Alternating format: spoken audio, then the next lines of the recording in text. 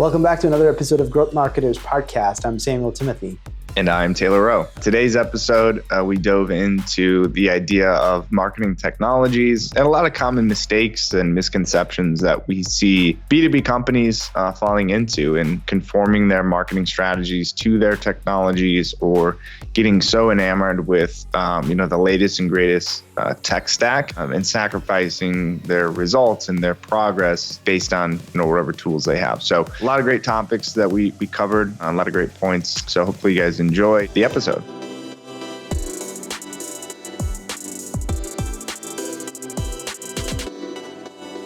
Hey, Taylor, so we have a lot of conversation with entrepreneurs and business leaders. Oftentimes they bring up technology and tech stack and that being one of the big focus of their marketing initiatives. And there's a lot of confusion and a lot of buzz around MarTech. So what are some of the things that we're hearing? And then what are some ways that marketing leaders and business leaders could be more informed about their tech stack and how that plays a part in the overall marketing strategy?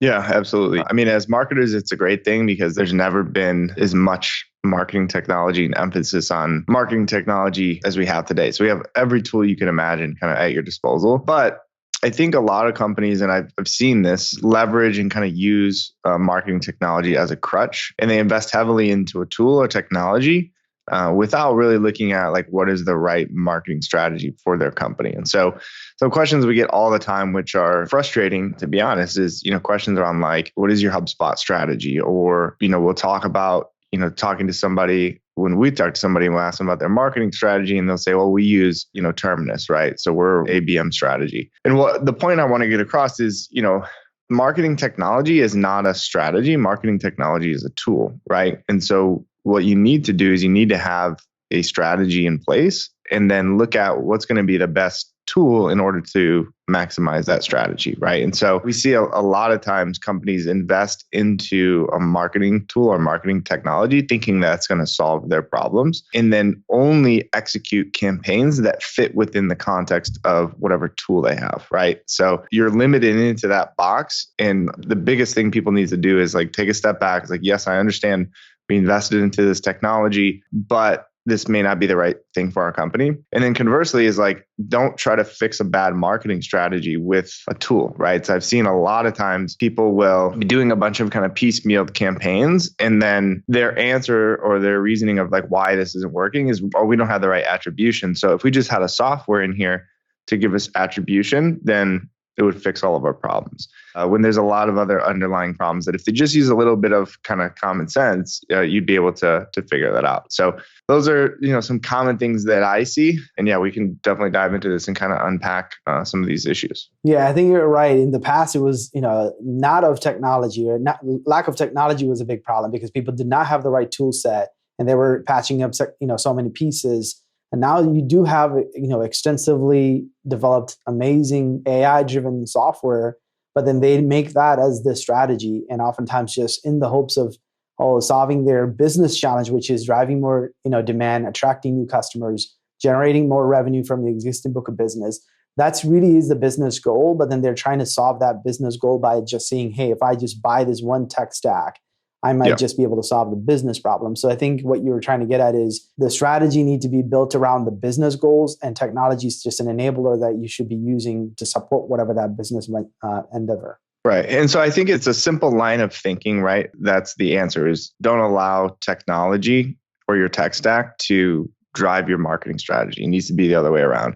And it sounds simple, but when you start to look at each individual kind of aspects of the campaign, I see it all the time. So we'll give a couple of examples of like attribution, right? Let's look at attribution. People cutting off channels because they're not able to fully get attribution in the way of generating a lead, right? They know that it's influencing or impacting the purchase path or decision-making process by instinct and kind of intuition, but you can't prove that to, your CMO or your CEO because attribution is an issue, right? Most recently, Facebook changed their attribution and their, cookie window and all this kind of things. So you're not able to track attribution as clearly. And a lot of people, a lot of businesses cut off their Facebook spend because of that, even though the same targeting capabilities and parameters apply, right? But we're not able to track that lead within that window. And so it's like we throw our hands up just because it's too much to worry about the reporting and figure out, well, where is this actually coming from? And so because it's more difficult to report on with the tools that we have, then we just stop it, which doesn't really make any sense, right? And I see a lot of that within some of the reporting as well, within tools. So we spend so much time trying to customize and figure out the tool that we've invested into, and not enough time trying to get in front of our customer, right? So it's like when you look at marketing, if you're talking about, creating content and distributing that content to your audience, that needs to be like 80-90% of your effort is like creating that content, pumping that content out, getting in front of the right people. And, the other 20 or 10% could be looking at tools and, reporting on it and all those kind of things. This is widely accepted in, let's say, the sales profession, right? If you went to your SDR or your AE or your VP of sales and all they did was create reports all day, it's very, very obvious that they're not spending time on the phone with prospects, right? It's because they're creating all these reports. And so we understand that on the sales side. On the marketing side, it's like it's, for whatever reason, we've reporting and attribution and dashboards and charts is like glorified. And that's all that, senior level executives want. And I've seen so many times where, companies will spend not even hours, like weeks and months working on custom dashboards, reporting, trying to figure out, well, this field doesn't match properly to this field. And all these kind of things is like, yes, it's possible within that tool, but is that, it's like, is the juice worth the squeeze? Like, what are you going to accomplish by doing this? Just because it's possible within the tool doesn't mean it's the right strategy for your business, or that it's, driving any exposure to your brand. And so I see a lot of that. It's like we've invested heavily into this tool. And then because we own this tool, we're going to customize it to our needs. And we just continue to double down on spending time within the tool and not spending time putting the content in front of our audience, and then looking at, reporting that after the fact. Yeah. And many times the amount of manpower spent on creating those reports that are never even looked at by the senior leadership to the point, yeah, they may just glance at it, but all that headache of actually pulling just that one data field and trying to figure out, try to make sense out of it doesn't even normally make a lot of sense. And going back to what you were saying about, the Facebook, obviously Facebook reported their quarterly earning and they did not hit their expectations, and they blamed it on iOS 15 updates and privacy issues. Yeah. But you are essentially the moral of the story is, in terms of marketing initiatives, you just have to do the efforts that's going to produce the outcome, not necessarily focus heavily on the technology aspect of it and then trying to figure out how to make the tech stack work. And I think I see this happen a lot when you talked about the SDR role. A lot of time the SDRs do blame the tech stack for their inability to do the output, right? Which is the amount of touch points that they have, or the conversations they're making, or the number of sequences that are active, or whatever those things, and then just keep blaming the technology or the source of list or whatever the heck might be. But the one thing you could really control is your own activity, right? Like you just talked about the marketing side, like, hey, focus on creating content, really good quality content, answer the questions of your prospective customers, and make sure that it is getting in front of the right audience. Spend your energy there. The rest of it would fall into place for the most part. And, don't lose your sleep over why, a certain thing isn't showing up in a certain dashboard. Yeah, we've talked about that idea of like speed being the most important factor or component when it comes to marketing, because it's a compounding effect, right? And you can't wait for things to be perfect. And we see that happening a lot because of the technology, right? There's hesitation of, well, if we can't measure this, then we shouldn't try this channel. We can't launch this. It's like, you need to be able to test things. And you need to, I think as marketers, we need to go back to a little bit of more like intuition and the emotional side of marketing, I guess you would say, versus everything being so data driven and analytic. And I know that's, maybe against the grain kind of a take there, but there's so many tools out there. And again, I see so many people just conforming and shaping their marketing strategy around their tool. It needs to be the opposite. So what we do for our clients, right? Again, we boil it down to the simplest form of what is our job as marketers, right? Our job is to really educate, maybe, educate our market, our ideal customer profile, right? Inspire them to, take that next step to reach out to us. So we really just have to look at what's going to be the most effective and efficient way to get in front of them. And then what is the best way to articulate our message, right? Because that's really all what we're trying to do as marketers. And so what you should be looking at is what channels are going to be the best delivery method to make that happen. What format of the content, meaning is this written format in like a blog? Is this a infographic? Is this video content like a podcast or a webinar? Or is this, obviously you look at even things like trade shows and in-person events and all those kind of things. Like based on your audience, what is going to be the most effective and efficient way to get in front of them? Which channel, right? So when I say channel, I'm talking about like social media, Facebook, Instagram, LinkedIn. Is it search, organic search, paid search, is it email, like whatever is going to be the best way to get in front of them. And then the best, method to or format to actually convey that message. None of that really has anything to do with, any kind of marketing tool, right? Is it Eloquent, HubSpot or Pardot or, Terminus or any of those kind of things.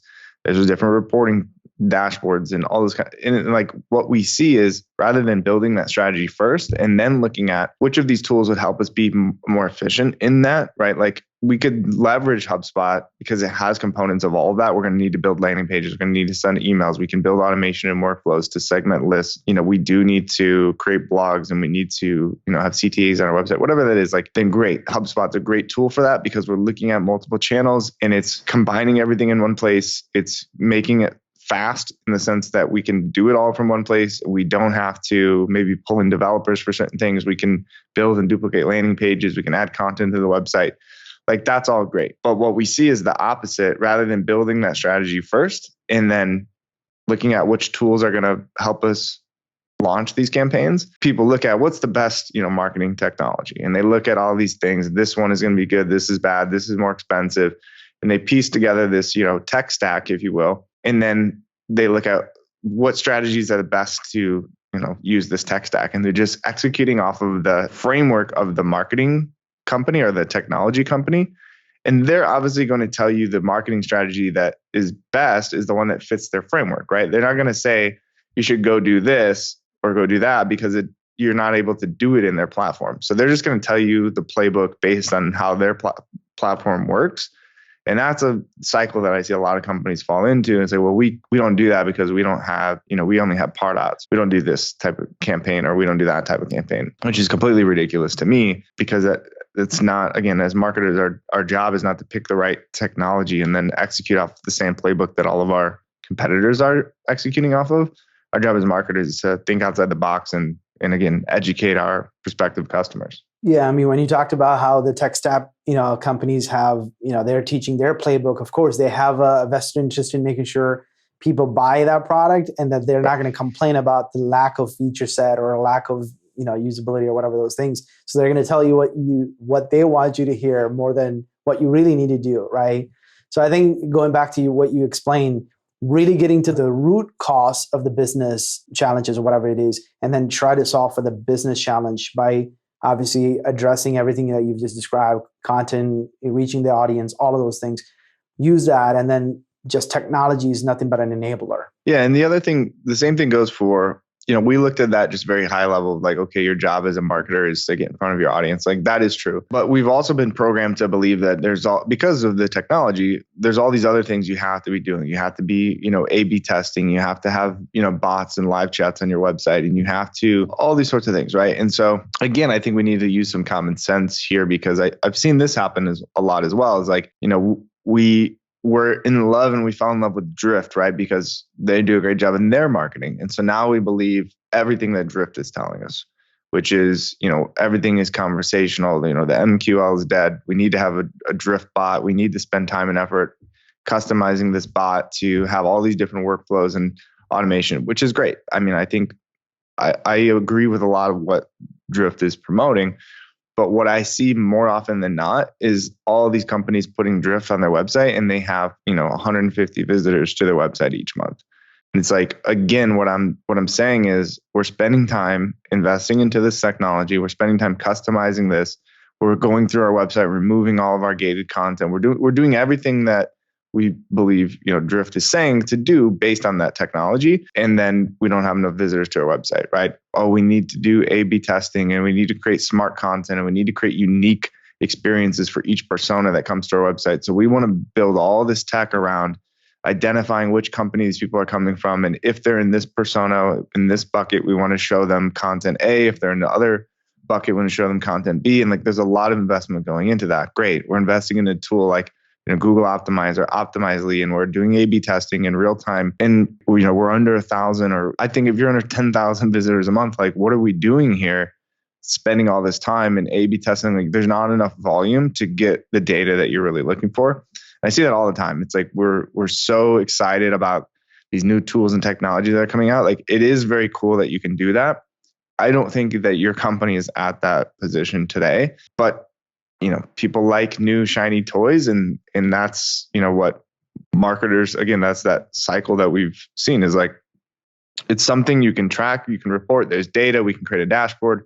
I can create a report. I can bring it back to my CMO and explain to them here's all the clicks that we got on our site, and here's the buttons that people clicked on, and here's where they went. And we use all these different tools, and we got this data. So that was a good investment on our technology that we bought. But what did that really do? And what is the opportunity cost of spending all those efforts on that versus, posting on LinkedIn 3 times a day, right? That's literally what you're giving up is, direct time that you could be spending on content creation and promotion versus tools. Yeah, and I think what you just described is also how marketers tend to overcomplicate the overall marketing as well, because I think what you described in terms of the website refresh, and we've seen time and time again where prospects we talk to that say, oh, we need to do all this to get this website designed right. When in fact their biggest problem is actually awareness and traffic. They just don't even have enough awareness for their brand or ample traffic to even get the conversations and leads that they need.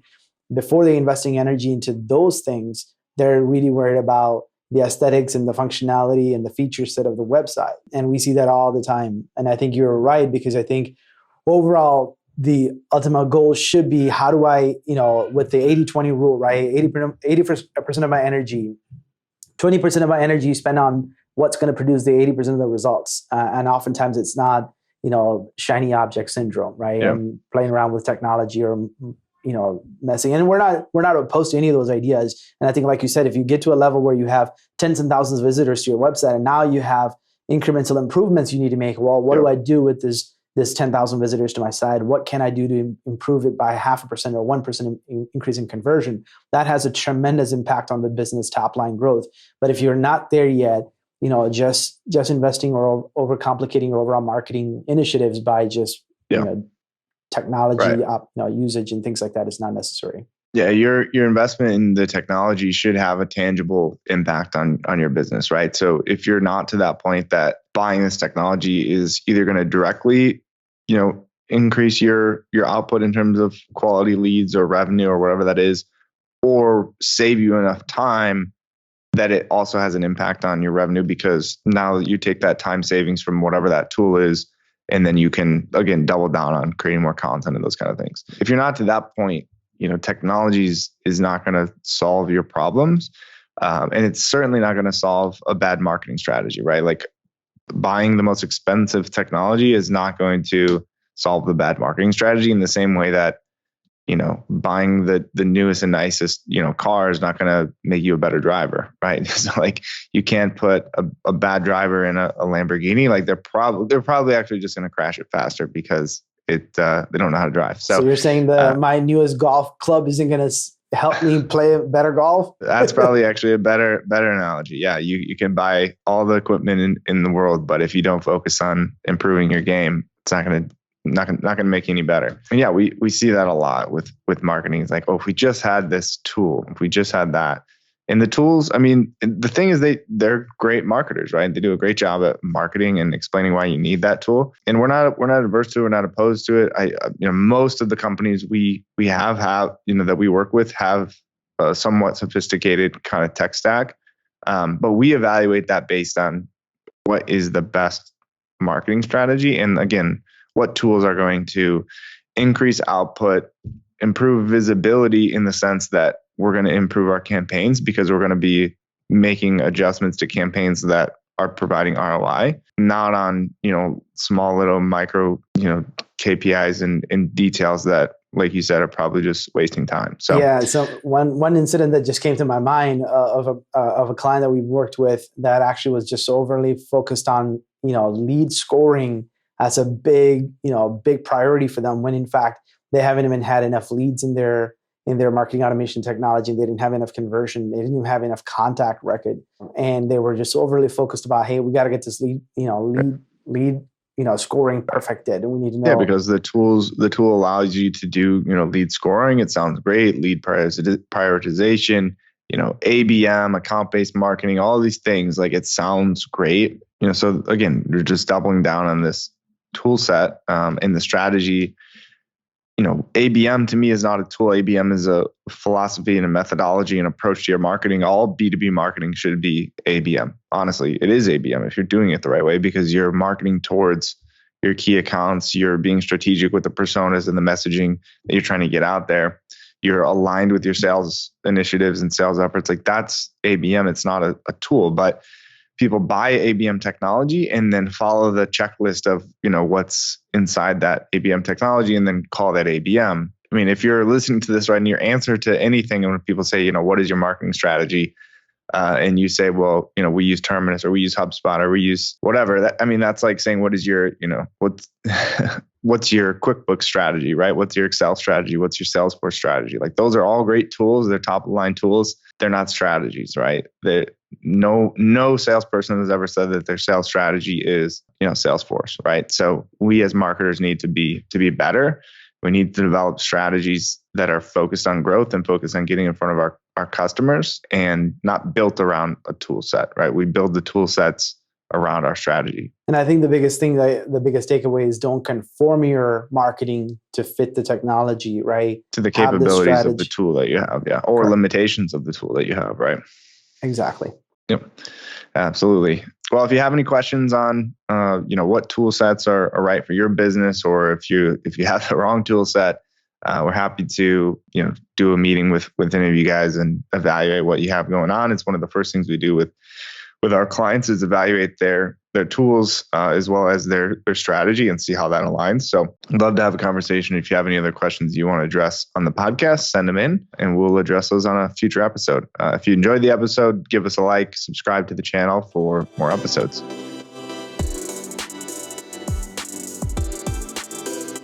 Growth Marketers is brought to you by One IMS, helping you reach new heights through integrated marketing. One world, one web, one IMS.